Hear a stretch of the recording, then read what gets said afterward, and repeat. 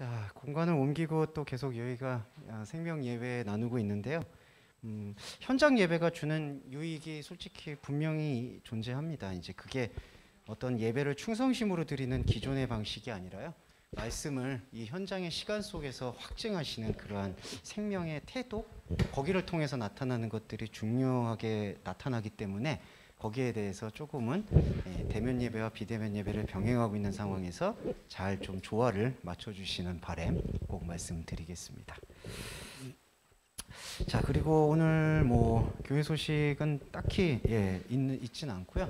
그리고 조금 안타까운 소식이 이제 저희 같이 교우님 이제 그 베이스 배승민 팀장님 이제 다시 독창회 하시려고 했는데 건강이 많이 위중하신가 봐요. 그래서 이번에도 좀 다시 연기를 하셔야 될 것 같다고 급하게 연락을 주셨습니다. 그래서 뭐 각자 또 개별로 연락 못 드리게 되는 거 너무 송구하게 생각한다는 말씀 좀 전해드릴게요.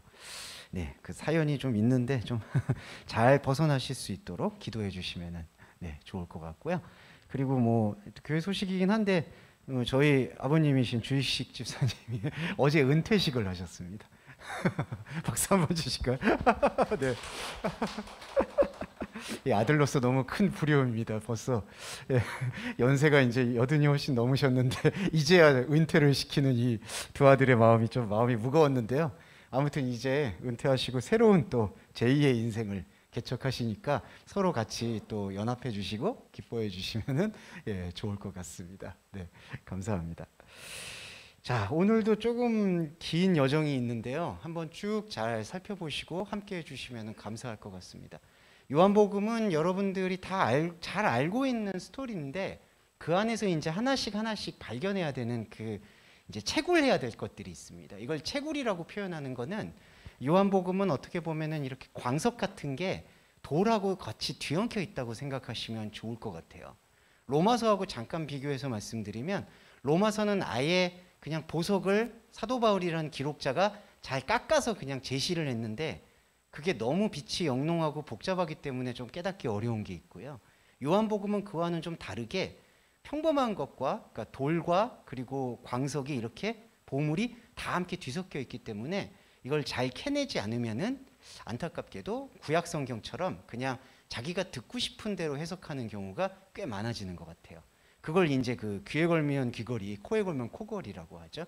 그래서 그런 위험성들을 제거하기 위해서 요한복음을 좀 자세하게 이 스토리에 나와 있는 영적인 맥락을 좀 짚어내야 될 필요가 있어서 이렇게 조금 길게 잡아봤습니다. 한번 오늘도 쭉 그 순서 다 참 편하게 알고 있는 그 순서와 이야기를 한 번씩 생명과 영적인 관점에서 짚어보도록 하겠습니다.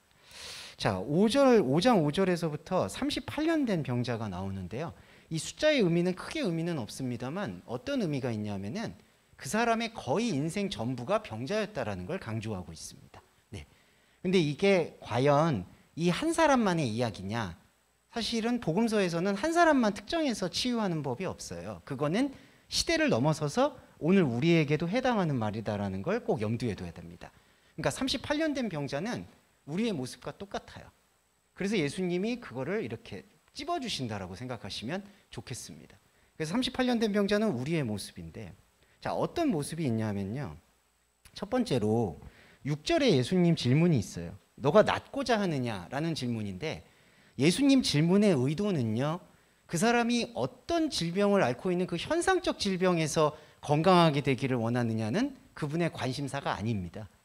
솔직히 이렇게 치료를 받았다고 해서요. 이 38년 된 병자가 또 병이 걸리지 말란 법이 없거든요. 사람은 수명이 있기 때문에 또 천수를 다하게 되면 또 다른 질병에 걸릴 수도 있습니다. 그러니까 예수님 관심사는 일단 현상적 질병은 아닌 것이고요. 그러면 낫고자 하느냐라는 그 건강한 것을 요구하는 병자의 마음은 뭐냐?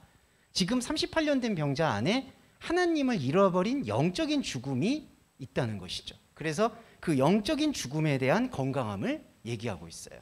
그래서 예수님 질문에 이 병자는 다른 대답을 합니다.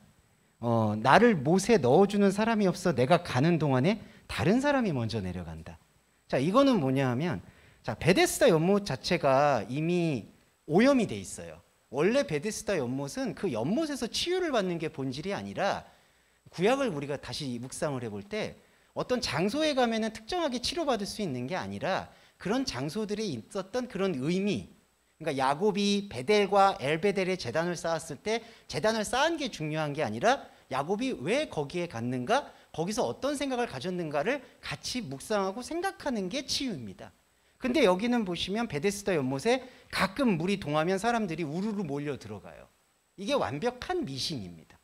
안타깝지만 오늘의 종교도 이렇게 될 수 있도, 지금 실제로도 이런 가능성들이 농후한 거죠.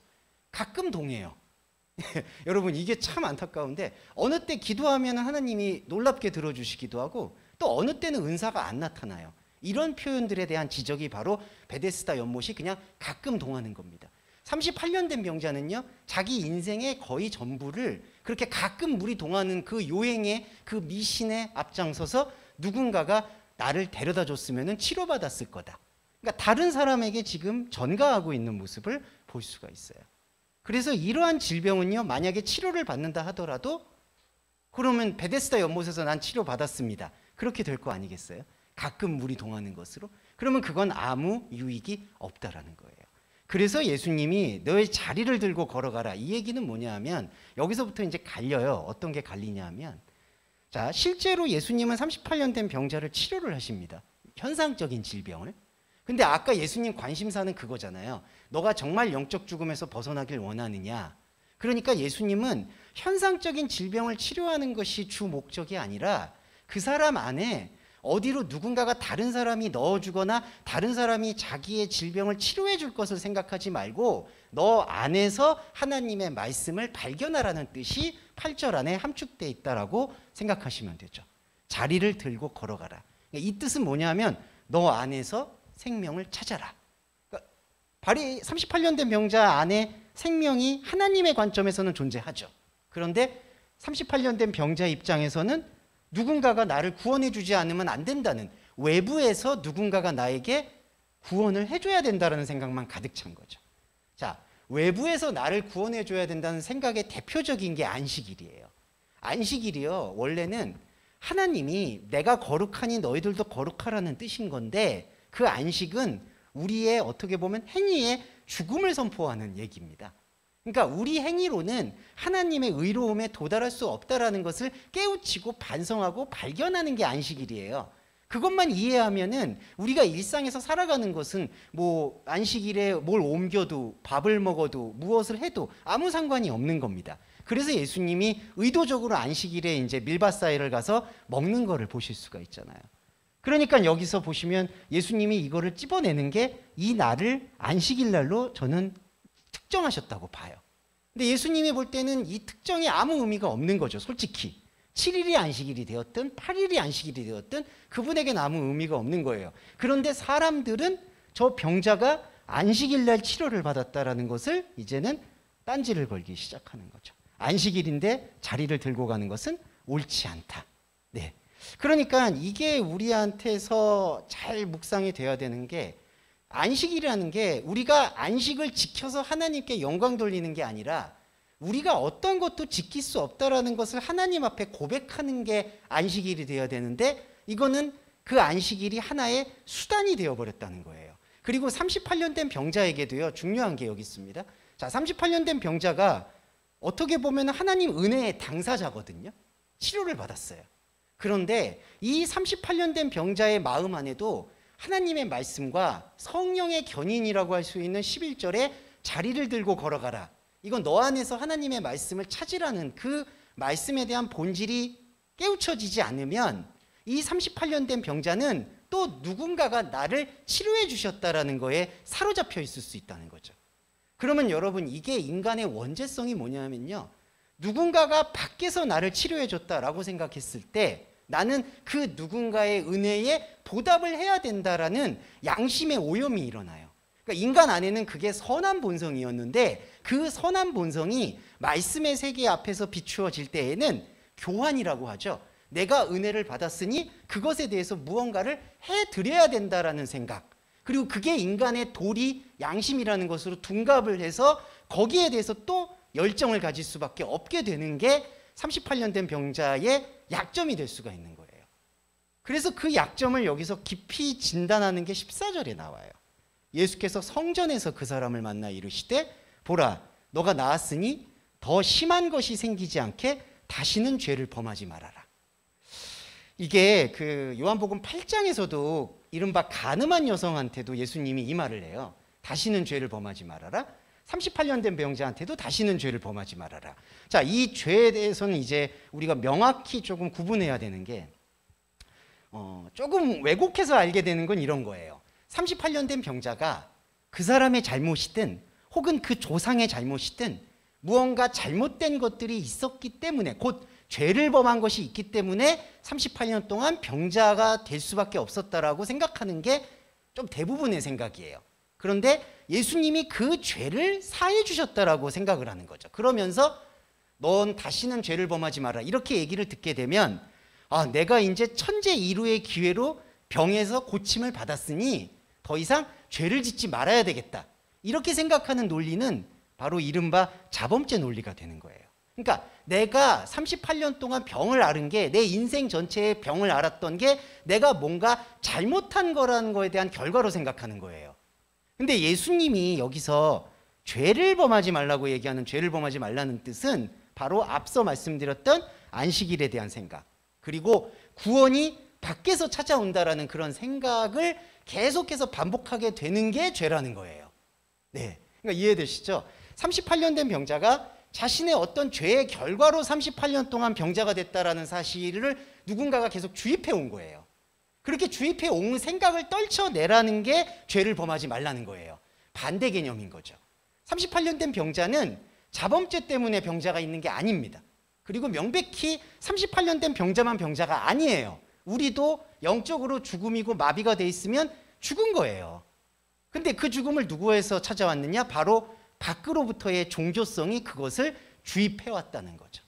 그래서 38년 된 병자의 마음속에서 하나님의 생명이 떠나가야 되는, 하나님의 생명이 들어오고 자기의 생각이 떠나가는 것, 그게 바로 죄를 범하지 말라는 의미가 되겠다.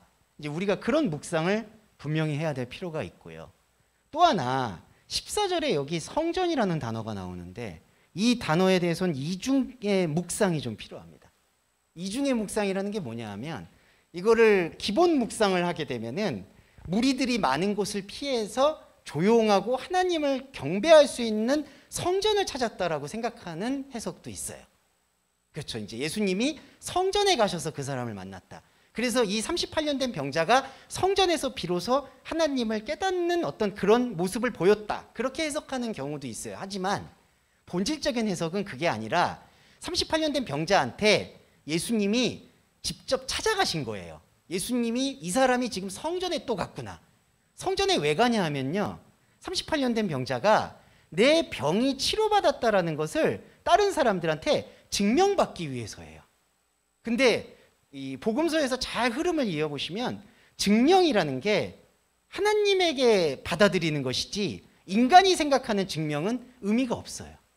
그러니까 이 지금 38년 된 병자는 유추하고 추측하건대 성전으로 들어가면 성전에 누가 있냐면 율법사가 있고 교사가 있습니다. 그럼 그 교사들한테 나 이제 더 이상 병자가 아닙니다. 나 이제 하나님한테 저주받은 사람 아니니까 나를 율법의 저주에서 풀어달라고 얘기를 했을 거라는 거예요.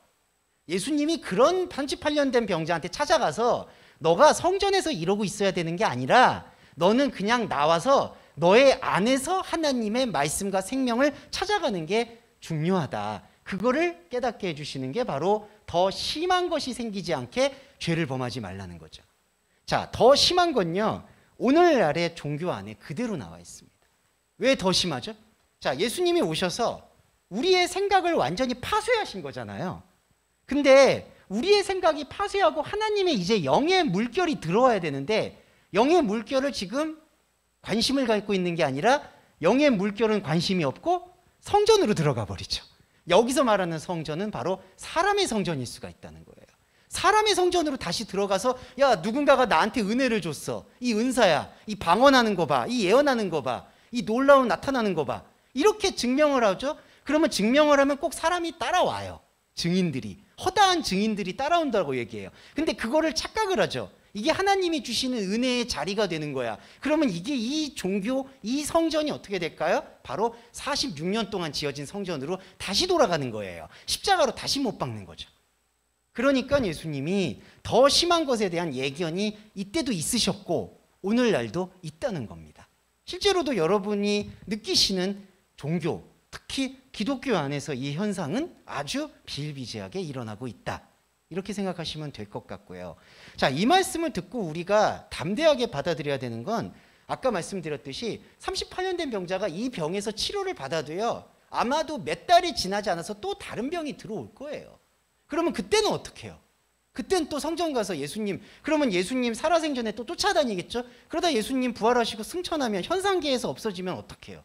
그러면 이게 답이 없는 거예요. 그러다 보니까 또 대리자를 세우는 거죠. 교황을 세우든 목사를 세우든 다른 종교를 또 세우는 거예요. 인간의 인생이 끊임없이 이렇다라는 걸 우리한테 경고하고 있는 겁니다. 그래서 우리는 힘들지만 이 말씀의 흐름 속에서 진짜 질병은 외부에서 구원을 찾는 인간의 원죄성에 있었구나. 그거를 고백을 하는 게 바로 죄를 범하지 않는 가장 유일한 길이다. 이건 자범죄 영역과 솔직히 관련이 없다라는 것을 우리가 좀 명백히 할 필요가 있습니다. 자, 이게 이제 38년 된 병자의 한 가지 이야기였고요. 자, 이 이야기를 갖고 이제 쭉 스토리가 이어져요. 자, 이거를 이제 안식일 얘기 때문에 사실은 예수님을 이제 유대인들이 좀 핍박을 하기 시작해요. 사실은 이건 되게 1차원적이고 저급한 핍박의 시작이에요. 근데 예수님의 놀라움은 이제 어떻게 보면은 안식일을 지켰냐 안 지켰냐라는 이른바 1차원적인 이제 논쟁을 벌이려고 해요, 유대인들이. 그러면 거기에 대해서 대응을 하시는 게 아니라 그 논쟁과 또 다른 거를 보여줘요. 그러니까 A에 대한 논쟁에서 A-1을 보여주시는 게 아니라 A-1이 아닌 B를 보여주세요. 요한복음이 바로 그 순차적으로 나아가요. 그래서 저와 여러분도 A, 안식일 왜 안 지켜? 이런 논쟁을 하나 또 넘어서서 B로 넘어가요. 그 B로 넘어가는 게 바로 요 사망에서 생명으로의 부분이에요. 유대인들은 안식일 가지고 책 잡으려고 했었는데 예수님은 이제부터 전혀 다른 얘기를 시작하세요. 이 다른 얘기가 이번 주에 하이라이트고 이게 요한복음의 또 하이라이트인데 이거 대단히 중요해서 조금은 시간을 할애해서 설명을 드려볼게요. 자, 20절에 아버지께서 아들을 사랑하사, 여기 사랑은 관계를 맺는다는 뜻입니다. 필레오, 네, 관계를 맺어요. 그래서 행하시는 것을 아들한테 보이세요. 자, 아들한테 보이신 건요, 1차적으로 현상적인 보임입니다. 여기서 보였다는 건 아들을 보고 있는 사상 사람들이 보고 있는 현상적인 보임이에요. 자, 근데 아까도 말씀드렸죠. 38년 된 병자를 치료받는 거는 믿는 사람이든 믿지 않는 사람이든 그때 다 봤거든요. 그때 다 봤습니다. 그게 보이시고예요, 아들한테 대익손. 근데 두 번째로 그보다 더 큰 일을 보이세요. 그럼 이 더 큰 일이 뭘까요? 우리가 임의적으로 표현드리면 이게 바로 영적인 일이에요. 그러니까 더 큰 일이 현상적으로 요 정도 보였다가 이 정도 치료했다가 더 크게 치료할 거야 라는 현상적인 걸 얘기하는 게 아니라 영적인 것을 얘기하는 거예요. 그러니까 예수님은 현상적으로는 아버지를 통해서 기적을 베풀었는데 그 기적은 모든 사람한테 그냥 보이는 거예요. 믿는 사람이다, 안 믿는 사람이나. 이거 좀 억울하실 수 있는데 이걸 쉽게 말씀드리면요, 여러분, 불교에서도 방언을 하는 건 아시죠? 네. 그러니까 이제 오늘 방언 얘기를 해서 좀 송구해요, 여러분. 방언 은사를 또 이제 활용하셨던 분들한테 좀 송구한데 과정이다 생각하시고 이해해 주세요. 자, 그런 것들은 다 현상적으로 만약에 예수님 이름을 안 불러도 그냥 정한수 떠놓고 빌어도 들어줄 수도 있고 안 들어줄 수도 있는 거예요. 그게 바로 아들한테 보이셨던 1차적인 거예요. 1차적인. 근데 이 1차적인 거에 머무르면 안 되죠. 이 1차적인 현상적인 것 안에 영적인 의미가 담겨 있다라는 것을 우리가 이해를 하도록 이제 마음 문을 열어야 돼요. 자, 현상계에 나타난 사건을 영적인 사건으로 이해하려고 하는 태도 앞에서 우리가 제일 먼저 드는 생각이 뭐냐 하면 여기 기이 여긴다, 놀랍게 여긴다라는 말이 나옵니다. 여기서 놀랍게 여긴다라는 뜻이요, 그냥 놀랍다, 기이하다 이 뜻이 아니라 이상하다는 뜻이에요. 자, 그러니까 하나님 말씀을, 여러분들도 그런 생각도 해보셨잖아요. 뭐 이렇게 좀 복잡할까? 약간 뭐가 이렇게 좀 꼬여 있을까라고 생각하실 수도 있는데 이거예요. 바로 현상적으로 보여줬던 일을 하나님께서는 더 큰 일로 변환을 하신다는 거죠. 그런데 변환을 하게 될 때 인간의 안목 안에서는 그게 이상한 거예요. 여러분 이 이게 나우마제트인데 이상해지면요 일단 사람의 마음은 문을 닫아요. 아 이건 이상해, 이건 불안해, 이건 아닌 것 같아, 안정적인 게 아니야. 그게 바로 이 시작점이에요. 너희로 놀랍게 여기게 하려 하시다.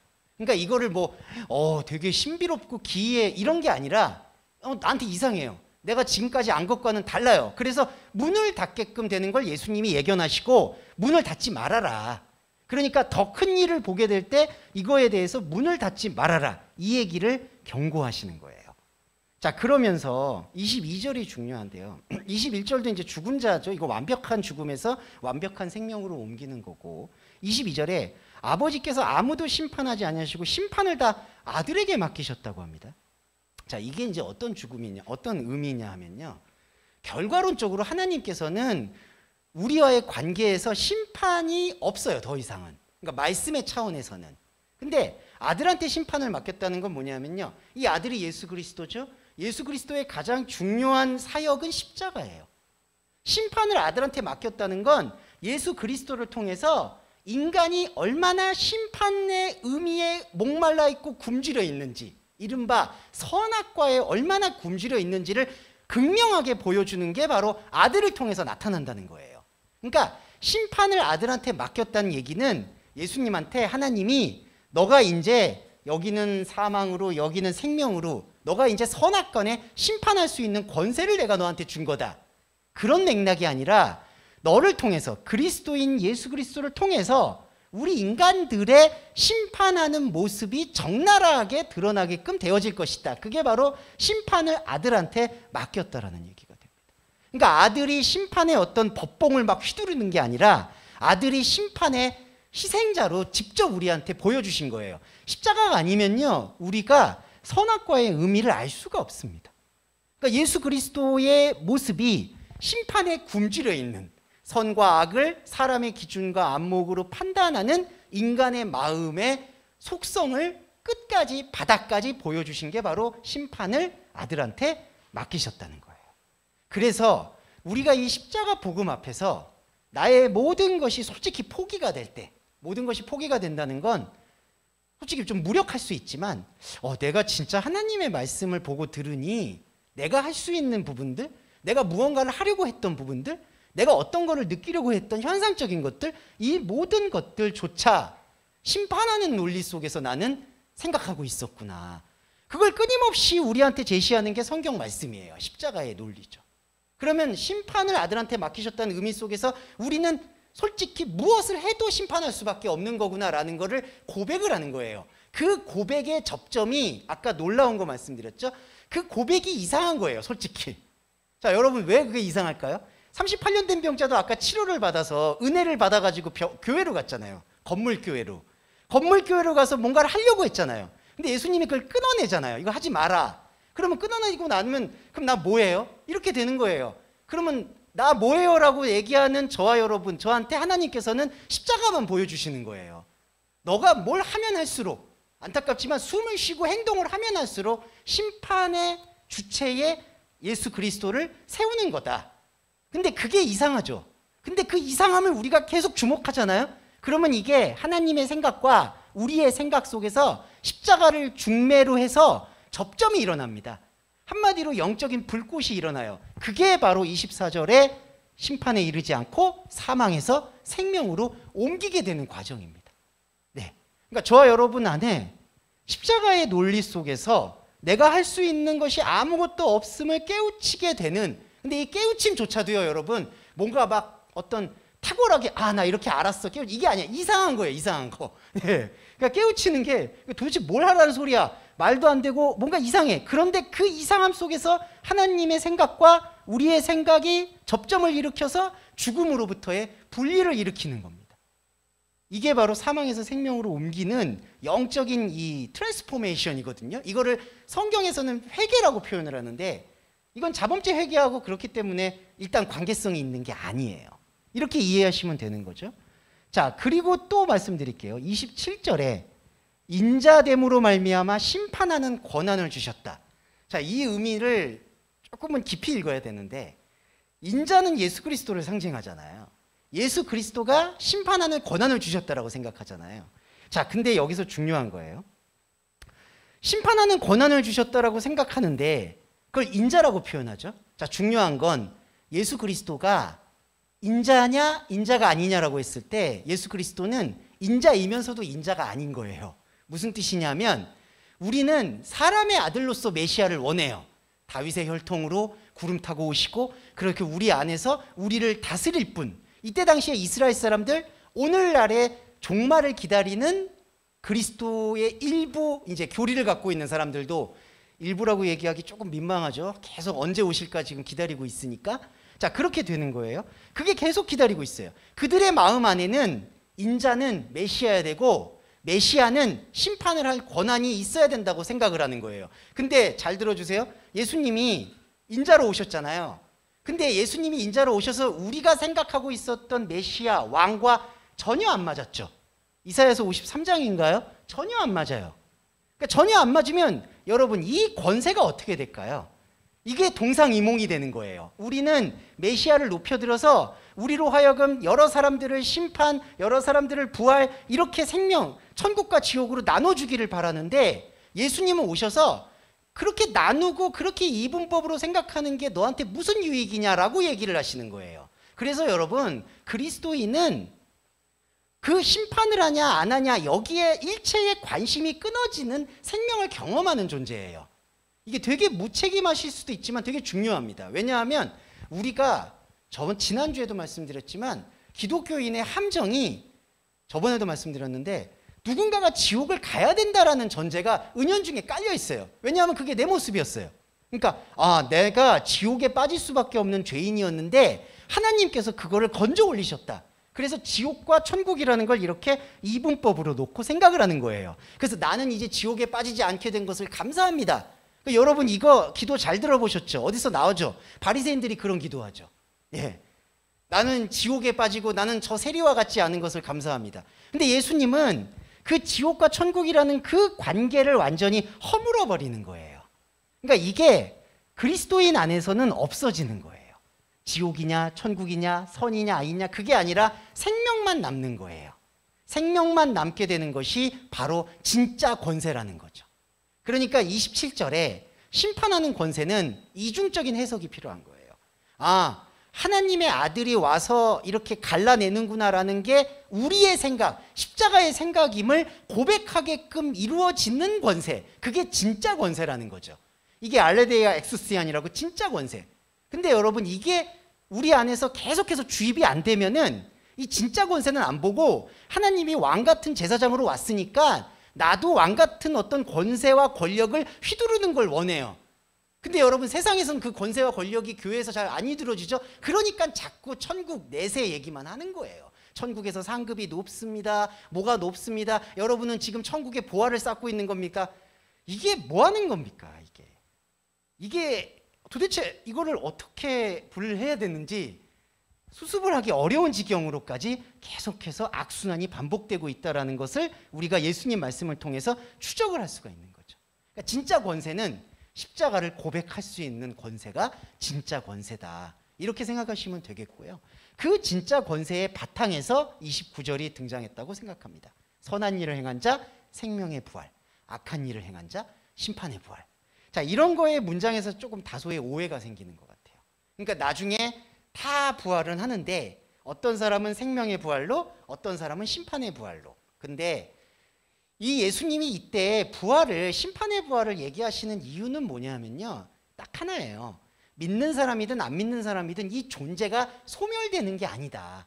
그러니까 여러분 존재가 소멸되면 정말 냉정히 말씀드려서 저는 그렇게 천국을 가기 위해 노력하기가 조금 어려울 것 같아요. 솔직히. 네. 만약에 이 존재가 그냥 없어진다. 믿지 않으면 없어지고 믿는 사람은 영원히 산다. 이렇게 되면은 우리의 마음이 그렇게까지 발버둥 치지는 않을 것 같아요. 근데 예수님이 여기서 부활을 이렇게 악한 일도 언급을 한 이유는 존재는 소멸되지 않는다라는 걸 못 박는 거예요. 그러니까 저와 여러분이 어렵고 힘드시지만 이 시간에 이렇게 같이 현장에서 이런 할애하시는 이유가 뭐냐?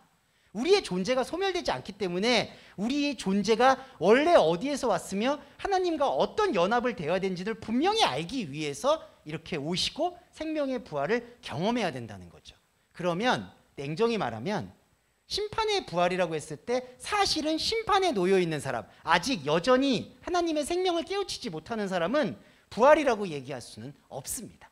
여기서는 이제 존재가 불멸하다, 존재가 없어지지 않는다라는 것을 얘기하기 위해서 심판의 부활이라고 표현을 한 거지, 본질적으로는 그거는 부활이 아니죠.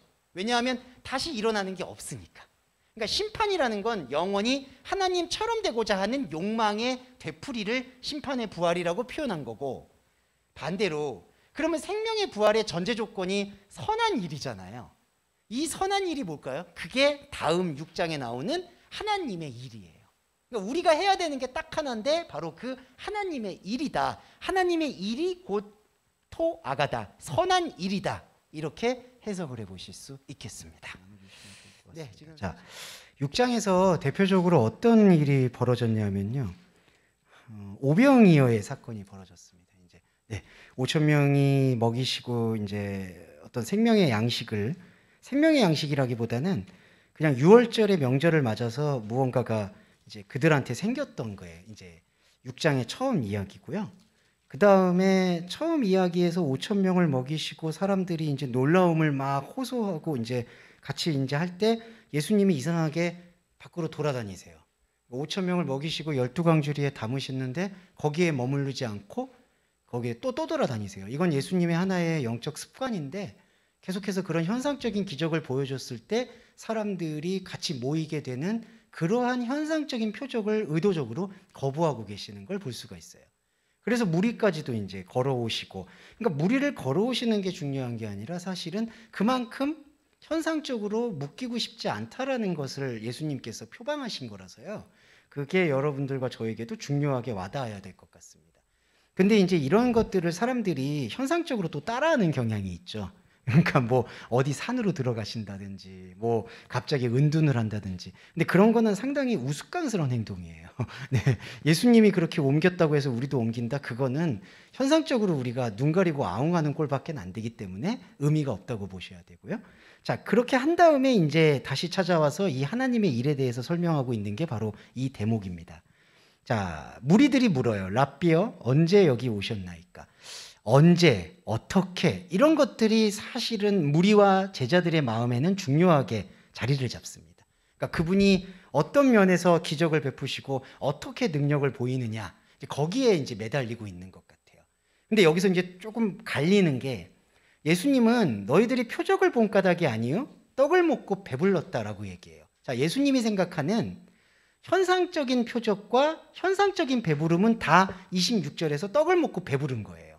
예수님이 생각하시는 표적은 사실 죽음의 고백입니다. 왜 그러냐 하면은 예수님이 표적에 대해서 언급하실 땐 요나의 표적 외에는 보여줄 표적이 없다라는 걸 항상 강조하시거든요. 아까 5장에서도 안식이라는 게 우리 행위의 죽음의 고백 행위고요. 여기 예수님이 말씀하시는 표적도 우리 행위가 하나님 앞에서 죽어 있음을 고백하는 것 이상도 이하도 아니다라는 걸 얘기하는 게 진짜 표적이에요. 그래서 여기 보시면 떡을 먹고 배부른 까닭이라는 것 안에 현상적인 표적까지 다 함축되어 있다고 보시면 되겠습니다. 자, 그래서 27절에 썩을 양식을 위하여 일하지 말고 영생하도록 있는 양식을 위하여 하라. 양식은 인자가 너희에게 주리니 인자는 아버지 하나님께서 인치신 자다. 자, 인을 쳤다, 양식했다, 양식이다. 자, 이걸 먼저 조금 언급하면서 이제 우리가 묵상을 좀 해볼게요. 자, 우리가 떡을 먹는다, 밥을 먹는다라는 건요, 일종의 수단이에요. 살아가려는 수단이죠. 그러니까 사실은 먹기 위해 사냐, 살기 위해 먹냐, 이제 이렇게 뭐 구분이 될 수도 있지만, 사람이 먹으려고 하는 것은 최종적인 목적성은 살려고 하는 거예요. 그런데 예수 그리스도가 말씀하시는 양식은 우리가 생각하고 있는 살기 위해서 먹는 그 양식과 조금 차원이 다르다고 봐야 돼요. 왜냐하면 십자가와 부활 사건을 통해서 우리한테 오히려 우리가 지금 먹고 있는 이 양식의 연장선상에서 나의 양식을 생각한다면 그 양식은 바로 썩는 양식, 멸망하는 양식이다라고 생각을 하는 거예요. 그러니까 우리의 생각이 여기 좀 어려운데요. 우리의 생각은 항상 이 한계를 벗어날 수가 없는 게, 그냥 이거 그냥 현상적으로 먹고 사는 것도 있지만 우리는 더 좋은 게 있어, 흔히 말해서 천국을 간다든지 아니면은 마음의 기쁨을 누린다든지 그런 것들을 누리기 위한 그런 양식이 있어. 그게 생명의 양식이야 라고 생각을 하잖아요. 그런데 예수님은 그렇게 생각하는 양식도 멸망하는 양식에 속한다는 거예요. 그러니까 뭔가 현상적인 양식보다 더 고상하고 더 좋은 것, 더 높은 것, 그리고 더 뭔가 종교적인 것, 그렇게 생각하는 양식조차도 예수 그리스도는 생명의 양식과는 상관이 없다는 거예요. 그러면 생명의 양식은 뭘까요? 되게 중요한 건데 목적이 없는 양식이에요. 그러니까 우리가 밥을 먹잖아요. 그리고 양식을 먹잖아요. 이거는 기본적으로 우리가 이건 하나님과 없는 상황 속에서 벌어진다라고 가정했을 때 이거는 뭔가 내가 그걸 먹어서 어떤 쓰임새에 쓰이기 위해서 먹는 거예요. 그러니까 이게 이제 몸의 원리죠. 그러니까 뭔가 몸을 움직이고 생각을 하고 뭔가 눈을 움직이고 일을 하고 자 이런 것을 위한 어쩔 수 없는 목적성으로 밥을 먹어요. 그리고 살아가요. 자 그렇게 되면은 하나님 안에서 내가 어떤 쓰임새로 발견되어져야 된다라는 생각과 연합이 돼버립니다. 자 중요한 건 양식이란 단어 안에 우리는 뭔가 먹고 살기 위한 기본적인 전제로 양식을 생각한다는 거예요. 그런데 예수님이 말씀하시는 양식은 어떤 쓰임새로 쓰임받을 것을 위해서 먹는 게 아니다라고 얘기를 하시는 거예요. 이게 이해가 되시죠? 이게 중요한 구분이 됩니다. 그러니까 쓰임새는 놔두고 세상의 쓰임새가 아니라 영적인 쓰임새를 위해서 나는 생명의 양식을 먹는 거야가 아니라 그게 아니라 쓰임새가 없는 상태 어떤 거에도 목적으로 소비되지 않는 양식을 먹는다는 거죠. 이게 되게 신비롭고 이제 신비 중에 신비가 될 수밖에 없다라고 저는 생각을 하고 있어요. 자, 그래서 이 맥락이 하나님의 맥락과 우리가 가지고 있는 맥락이 차이가 생기는 게 28절에서 이렇게 오해를 해요. 너희들이 배부르니까 나를 찾는 거지 표적을 찾는 게 아니다. 그래서 이제 무리들이나 제자들이 반성을 해서 28절에 이런 걸 물어요. 이제 배부르지 말고 제가 열심히 노력하겠습니다. 그럼 하나님의 일이 뭡니까? 이렇게 물은 거예요. 그러니까 아까 말씀드린 것처럼 쓰임새가 없는 양식이라는 그 영적 양식은 지금 일단 관심이 아니고요. 여기가 있고 여기서 우리는 떡을 먹고 배부르는 건 세상 배부름이니까 이제는 종교적인 배부름, 종교적인 어떤 만족을 취해야 되겠습니다. 라고 얘기해서 묻는 게 하나님의 일이에요. 그런데 여러분 29절에 하나님의 보내신 일을 믿는 게 하나님의 일이다. 근데 여기 중요하게 이제 저희가 모티베이션을 말씀드렸던 게 하나님을 우리가 어떻게 믿을 수 있을까요? 네. 하나님의 보내신 일을 믿었나요?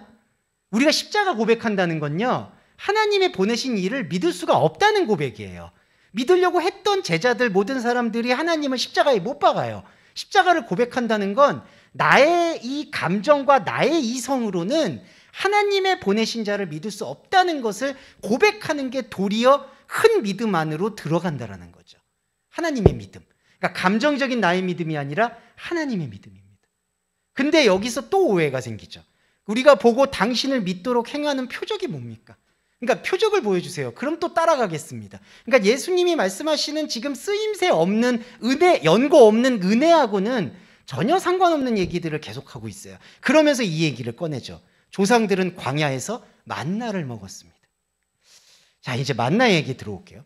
여기서 이제 중요하게 갈립니다. 계속 중요하다 말씀드려서 그런데. 자, 광야에서 이스라엘 백성들이 만나를 먹었어요, 실제로. 이제 만나라는 거는 그 무엇, 설명할 수는 없는데 배고픔을 채운 거예요. 근데 이게 중요한 게 하나님이 그때 이스라엘 백성들한테 만나를 먹이신 것은 너희들이 이 현상적인 것이 배고프고 굶주리니까 그 굶주림을 채워주겠다라는 게 본질적 목적이 아니라 이 만나는 진짜 쓰임새가 없는 거다. 너희들이 살아가는 데 있어서 쓰임새가 없는 거다. 이거에 중요한 거예요. 그러니까 이게 왜 제가 자꾸 이 말씀을 드리냐면 우리가 디자인하는 게 우상숭배적인 것들이 너무 가득 차 있기 때문이에요. 하나님에 대한 생각도 그렇고 인간에 대한 욕망도 그렇고 모든 것들이 쓰임새로. 그건 은혜가 아닙니다. 은혜는요. 쓰임새가 없이 들어와서 쓰임새가 없이 나가는 거예요. 네, 쓰임새가 없이 들어와서 쓰임새가 없이 나가는 것. 그게 바로 은혜예요. 근데 그 은혜를 생각을 안 하고 은혜를 받았으니 무언가를 해야지라는 생각으로 가득 차 있는 게 구약에서 광야에서 만나를 경험했던 백성들의 패착이라는 거죠. 그러니까 여러분 그 패착이 뭘 낳죠? 잘못된 제사를 낳고 잘못된 금송아지를 낳고 잘못된 가나안 땅에 대한 인간적인 환상을 낳아버리는 거예요. 그러니까 모세가 자꾸 발버둥치는 거예요. 그게 아니다 아니다 하는데 자꾸 거리가 멀어지게 되는 거죠. 근데 지금도 마찬가지예요. 모세가 하늘로부터 떡을 준 게 아니다.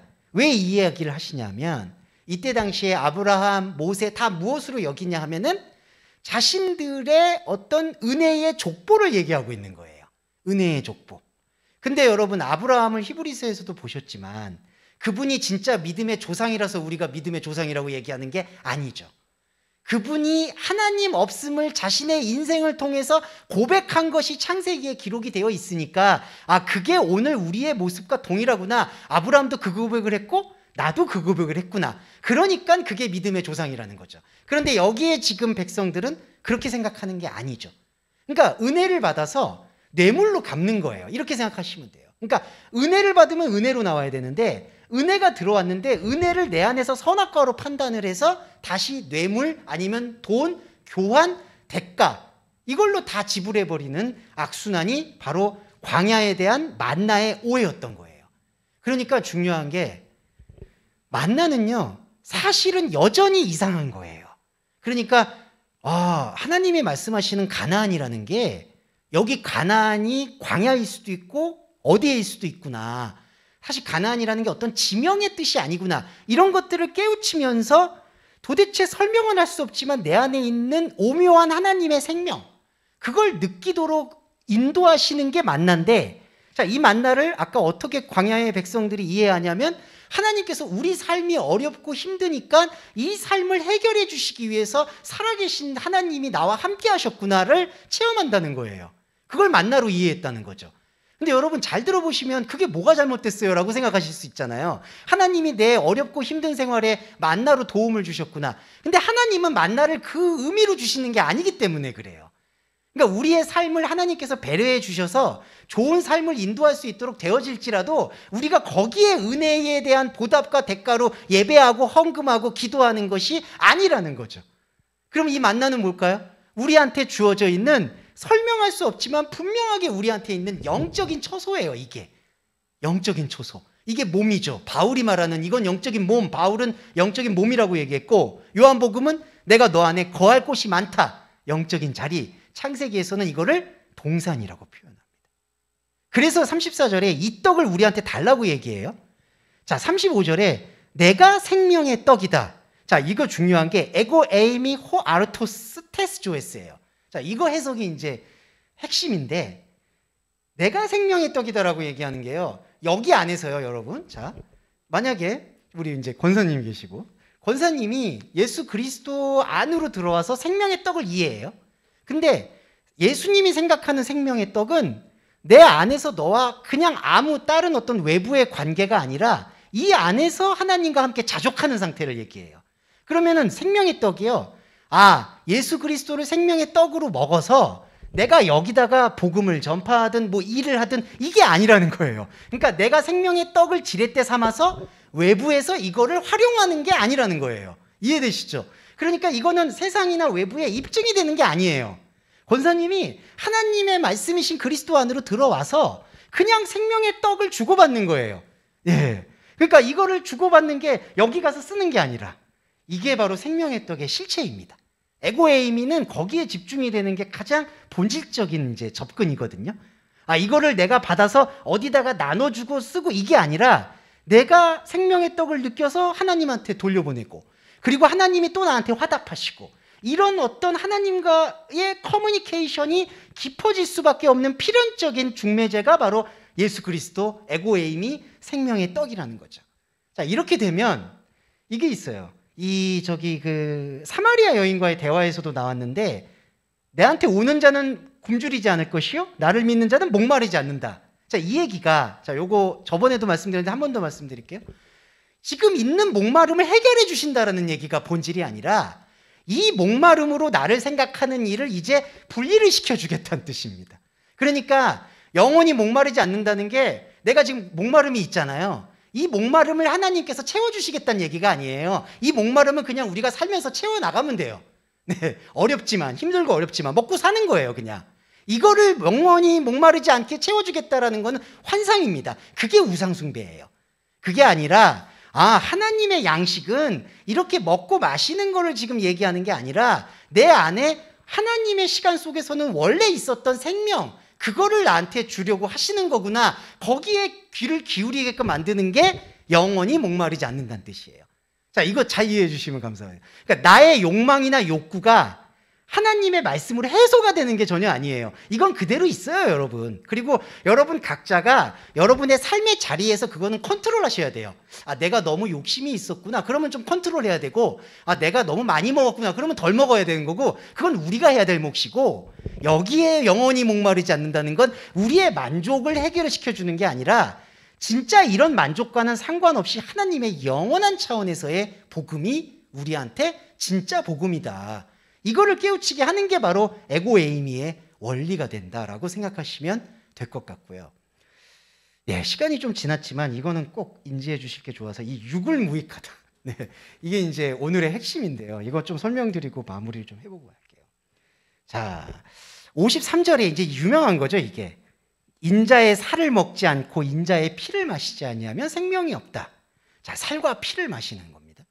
자, 이건 되게 어떤 의미에서 중요하냐 하면 아까 생명의 떡은 하나님 안에서의 자족이잖아요. 그러니까 이거를 잘못 이해를 하게 되면 또 뭐냐? 예수 그리스도의 피와 살인 말씀을 흡수해서 그거를 세상에게 뭔가 전파하고 적용하고 빛과 소금이 된다. 이렇게 생각하는 경향이 있어요. 근데 그게 아니에요. 자, 예수 그리스도 인자의 피와 살을 먹는다는 건요, 인자에 대한 나의 욕망이 지워지는 걸 뜻합니다. 되게 오묘한데 이게 왜 이렇게 표현하셨냐면은 너는 나를 갉아 먹어봐라. 이게 되게 오묘한. 넌 나를 계속 먹어라. 이 먹는다는 건 안 해. 자, 우리는 예수 그리스도를 만날 때 예수 그리스도와 같은 마음은 아니죠. 우리의 양식은 먹어서 빼앗아서 뭔가를 활용하고 의미를 두는 쓰임새로 지금 먹으려고 하잖아요. 생존 본능이잖아요, 그게. 그런데 예수 그리스도가 기꺼이 자신의 몸을 내어줘서 너 나하고 한번 먹어봐라. 나를 삼켜봐라.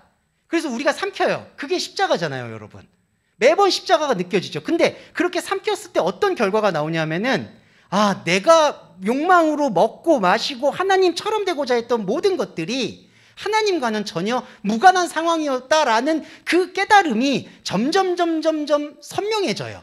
그러니까 예수 그리스도의 살과 피를 여러분과 제가 영적인 진리로 먹고 마시게 되면 그걸로 충만해지는 게 아니라요, 내가 지금까지 하나님을 어떻게 믿고 있었을까? 내 쓰임새로 믿고 있었구나. 내 우상숭배로 믿고 있었습니다. 그게 계속해서 드러나는 거예요. 그러면서 나는 지워져요. 예수 그리스도의 살과 피를 먹으면 먹을수록 나는 지워져요. 이게 바로 바울이 말하는 날마다 십자가를 지는 움직임인 거예요. 그러니까 여러분, 구약에서 에녹이라는 인물이나 이런 인물이 왜 등장할까요? 그게 바로 여기 살과 피에 대한 이해인 거예요. 자기가 세상에서 계속 지워져요. 그러니까 저와 여러분도 의도하든 의도하지 않으시든 이 흐름 속에 동참을 하시게 되면 내가 세상에 대해서는 지워지고 하나님에 대해서는 아까 뭐였죠? 하나님의 보내신 자인 그리스도와 생명만 나누게 되니까 그 생명만 나누는 자족 상태가 깊어지는 거예요. 그래서 그거를 55절에 내 살이 참된 양식이요 피가 참된 음료라고 얘기를 하는 거예요. 그러니까 이 참된 양식, 참된 음료가 비교급이 아닌 거예요. 그러니까 세상이 주는 것은 만족이 없어. 그러니까 예수 그리스도의 말씀을 먹고 마시면 너 안에 참된 그 양식, 참된 목마름이 나올 거야. 그건 본질이 아닌 거예요. 본질은 내 안에서 가슴 아프지만 계속해서 살과 피를 하나님의 말씀을 묵상할수록 내 안에는 정말 처절할 정도로, 비참할 정도로 하나님이 없다라는 사실을 바닥까지 보게 되는 거예요.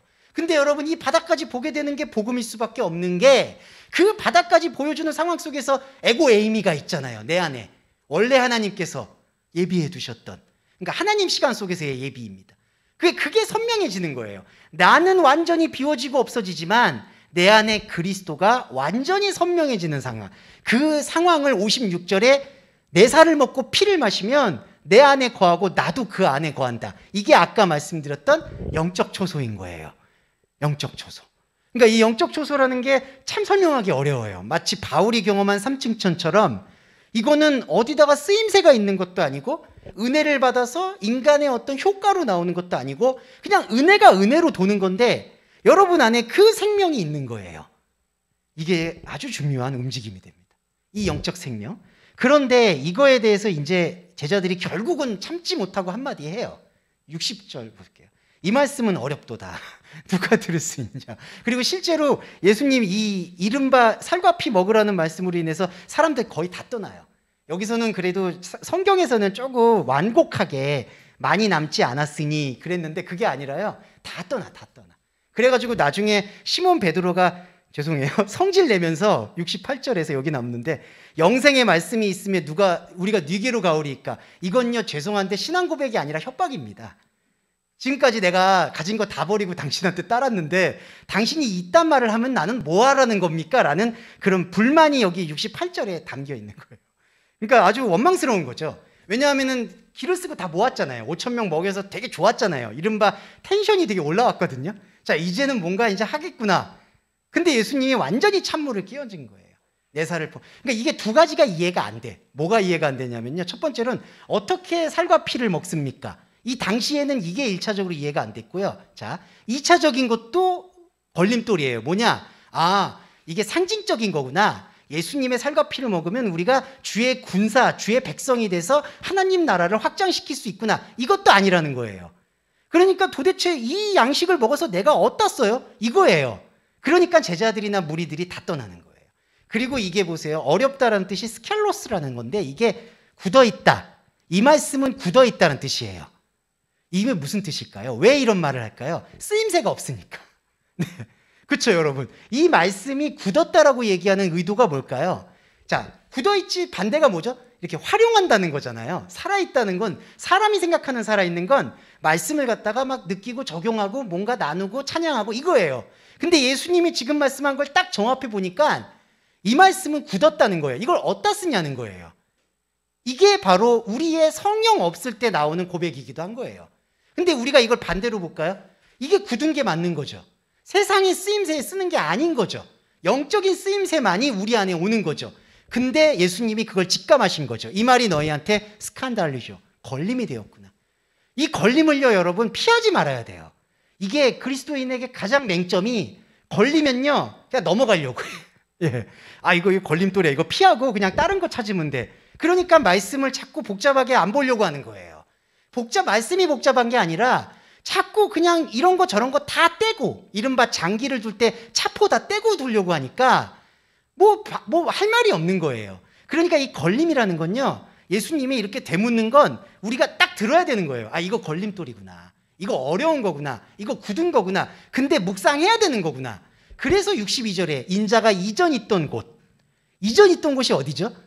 이게 어딜까요? 바로 원래 우리 안에 있는 곳이에요. 그러니까 이게 아나스타시스라는 아까 부활도 원래 우리 하나님의 생각 속에서는 세워진 존재예요. 그런데 하나님을 잃어버린 채로 지금 우리가 있는 거예요. 근데 예수 그리스도를 통해서 우리가 원래 하나님이 세워졌던 그 생명이 다시 눈을 뜨는 거예요. 그게 아나스타시스 부활이에요. 그래서 인자의 이전 있던 곳이라고 얘기하는 거예요. 그러니까 이 이전 있던 곳은 하나님 시간 속에서의 이전에 있던 곳. 그래서 예수님이 이 염려를 하시는 거죠. 내가 지금 하는 얘기는 원래 너와 함께하고 있었던 이전에 있던 곳에 대한 이야기를 하는 건데 지금 이런 부분에서도 이해를 못 해준다면 어떻게 하겠느냐라는 예수님의 한탄이 담겨 있는 거예요. 그래서 우리도 걸음마 하듯이 이거를 이전 있던 곳의 이야기, 생명의 말씀으로 받아들여야 되는 거죠. 자, 그리고 이제 시간이 좀 지났지만 5분만 주세요. 63절이 이제 제시가 되는데 살리는 것은 영이니 육은 무익하다. 자, 이제 여기서부터가 정점입니다. 자, 여러분, 일단 우리가 생각을 지워야 되는 게 말씀이 무슨 숨바꼭질하는 것 같은데 먼저 생각을 지워야 되는데, 자, 예수님이 말씀하셨죠. 육은 무익합니다. 그럴 때 우리가 딱 멈춰서 생각을 해야 되는 게 이거예요. 정지해서 생각을 해야 되는 게 무익하면 내가 뭘 하겠지라는 걸 일단 생각을 해보세요. 무익하면 안 하겠죠. 이게 사람 생각이라는 거예요, 솔직히. 예. 자, 예수님이요, 이렇게 얘기하시는 거는 육신이 쓸모가 없고 영만 좋다라는 얘기를 하는 게 절대로 아니라는 거예요. 육이 무익하다는 뜻은요, 이 무익이라는 이 오펠레이가 도움이 되지 않는다, 쓰이지 않는다, 이익이 없다는 뜻입니다. 그러니까 육은 이익이 없다. 근데 우리가 생각하는 육은 이익이 있죠. 아까 사람이 먹는 떡은 분명히 이익을 위해서 움직이는 거예요. 그러니까 내가 먹고 살아서 또 관계를 만들고 일을 해요. 또 하루가 지나요. 또 먹어요. 이건 유익이 있는 거예요. 육은 유익한 거예요, 우리한테. 그렇게 살아왔어요. 그런데 하나님의 말씀, 살리는 영이 들어왔잖아요. 영이 들어와서 처음으로, 최초로, 그리고 앞으로도 우리의 영이 무익할 수 있다는 걸 발견하게 되는 거예요. 이게 신비롭죠. 그러니까 이전에 살리는 영을 잃어버린 상태에서는 원하든 원치 않든 육은 유익해요. 그러니까 아주 그냥 비참하게 끌려다니든 어떻게 자기 의미를 막, 자기 이름을 막 내세우고 재산을 많이 벌고 하든 참 안타깝지만 잘 살든 못 살든 병이 있든 없든 다 유익한 거예요. 근데 이 유익은요, 하나님처럼 되고자 하는 욕망과 완전히 결박돼 있어요. 내가 뭔가 해서 하나님한테 드리겠다. 안타깝지만 신의 하나님 이름이 없는 사람도 돈이 하나님이 되든 명예가 하나님이 되든 뭐가 됐든 유익하려고 움직이는 거예요. 근데 아까 생명 양식은 그걸 일단 끊어버리죠. 이거 유익한 거 아니야. 그러면 여기서 육이 무익하다고 했을 때 이게 그리스도인의 정체성이라는 거예요. 우리는 먹고 마시며 살아가죠. 앞으로도 직장생활 하시죠. 그리고 또 부모를 공경할 수도 있고 도리를 다하는 거 맞습니다. 그대로 가시는 거예요. 그런데 지금 저와 여러분 안에 뭐가 들어왔죠? 이전에 있던 것인 살리는 푸뉴마가 들어온 거예요. 원하든 원치 않든 여러분의 이 시간 안에 푸뉴마는 스며들 수밖에 없습니다. 그러면 이제 여러분 안에 어떤 면에서 이상함이 생길까요? 나는 이거는 유익한 거라고 생각을 해왔는데 이게 무익하다라고 얘기되는 게 예수님의 발언이신 거예요. 그러니까 무익한 게 여러분 중립적으로 봤을 때 이건 복이에요. 내 육이 예전까지는 우상에게 사로잡혀서 유익을 위해서, 이득을 내기 위해서 항상 헌신되어 온 거예요. 안타깝지만 하나님의 이름이 대치가 되고 예수님이 들어왔었어도 예수님조차도 내 유익의 어떤 증거물로서 활용되었었던 것을 우리가 부정하기는 어려워요. 저 자신부터도. 나도 예수님을 믿어서 어떤 면에선 말은 영광 돌린다고 하지만 어떤 내 삶의 유익을 위해서 움직였던 건 사실이죠. 그런데 이제 처음이자 마지막으로 예수 그리스도를 만났을 때 나의 육이 무익할 수 있다는 것을 깨닫게 되는 거예요. 내가 이익을 위해서 내 자신이 도구가 되지 않는 거, 이게 바로 생명의 떡 자체이신 예수 그리스도와 하나가 되는 생명의 절정입니다. 예, 저는 이 말씀을 느낄 때 진짜 버릴 게 없구나. 그러니까 예수님을 믿는 그리스도인이 처음에는 되게 손해보는 것 같은 느낌인데, 왜냐하면 뭐 맨날 십자가만 져라 뭐 그런 것만 들으시고 아무것도 없다, 당신 인생 하나님 앞에 드릴 거 하나도 없다, 솔직히 그거잖아요. 그런데 여기서의 포인트가 내가 육을 무익하다고 느끼는 그 순간 내 안에서 살리는 푸뉴마가 당신이 영원히 나와 함께 할 수 있는 지금 처소를, 집을 지어가고 있구나. 이게 진짜 성전 건축이죠. 이게 에스겔서가 말하는 진짜 성전을 말하고 있는 거죠. 그러니까 그게 우리한테 있구나. 그러면 우리가 솔직히 말씀드려서 이 외부 현상에서 내가 어떻게 육신이 떠나가고 어떻게 되어갖고 그게 무관심한 게 아니라 그게 중요도가 없는 거예요. 그게 본질이 아니니까. 그러니까 우리 안에서 온전한 푸뉴마만이 살아서 숨을 쉬게 되는 바로 그 지경, 거기까지 저와 여러분들이 계속 지금 함께 그 행위를 하고 계시다. 그게 바로 하나님의 일이다라고 생각해 주시면 좋을 것 같아요. 네, 여러 부분들이 좀 해석들을 차이를 보이기도 하고 그런 부분들이 있습니다만, 저는 이제 요 바닥의 흐름이라고 하는, 정말 예수 그리스도가 우리한테 뭘 얘기하고 싶으신가 하는 그 방향에 대해서 소개를 해드리고 있는 것이니까요. 그 부분을 조금 유념해 주시고 계속 묵상해 주시면 좋을 것 같습니다. 네, 감사합니다. 마지막 이 사진 느끼시면서 이거 어디서 가져왔는지 모르겠는데 이거 되게 느낌이 좋아서 가져왔습니다. 이거 한번 보시고 기도하시고 주기도문 하심으로 오늘 예배 마무리 좀 해보겠습니다. 네. 살아계신 주님, 살리는 영이 우리 안에 들어왔습니다. 그러나 이 살리는 영이 유익이 무익하다고 얘기합니다. 우리는 무익함 속에서 절망하고 실망했었습니다. 그러나 하나님의 말씀을 듣고 받은 동서말씀교회 교우 여러분들은 이제 더 이상 그 무익을 두려운 것, 부정적인 것으로 생각하지 않습니다. 주여, 우리의 무익함을 받으시옵소서. 우리가 십자가 앞에서의 고백이 하나님 앞에서는 축복이요, 하나님의 이전이 있던 곳에 문의 열림임을 고백합니다. 이 정미하고 이 전무후무한 말씀의 흐름 속에서 우리 동서말씀교회 교회 여러분들, 현상에서의 유익에 많이 지쳐있고 힘들어하고 있습니다. 육신의 문제, 관계의 문제, 경제적 문제 때문에 유익과 무익 사이에서의 갈림길에 서서 신음하고 있습니다. 주님, 이 신음이 부적절하고 비생산적인 것을 고백합니다. 관계에 어려움이 있다라면 그걸 최소화시켜 주시고, 경제적인 어려움이 있다라면 그 또한 최소화시켜 주셔서 우리의 마음과 생각이 온전히 하나님의 말씀을 묵상하는 데 할애될 수 있도록 축복해 주시기를 간절히 소원합니다. 우리의 축복이 세상의 유익이나 종교적 유익에 쓰임받지 않고 오직 살리는 영에게 접붙임되어진 것을 거룩히 고백하며 우리 주 예수 그리스도의 이름으로 감사하며 기도드립니다. 아멘. 주기도문 하겠습니다. 하늘에 계신 우리 아버지여, 이름이 거룩히 여김을 받으시오며 나라에 임하옵시며 뜻이 하늘에서 이룬 것 같이 땅에서도 이루어지이다. 오늘날 우리에게 일용할 양식을 주옵시고 우리가 우리에게 죄 지은 자를 사하여 준 것 같이 우리의 죄를 사하여 주옵시고 우리를 시험에 들게 하지 마옵시며 다만 악에서 구하옵소서. 대개 나라와 권세와 영광이 아버지께 영원히 있사옵나이다. 아멘.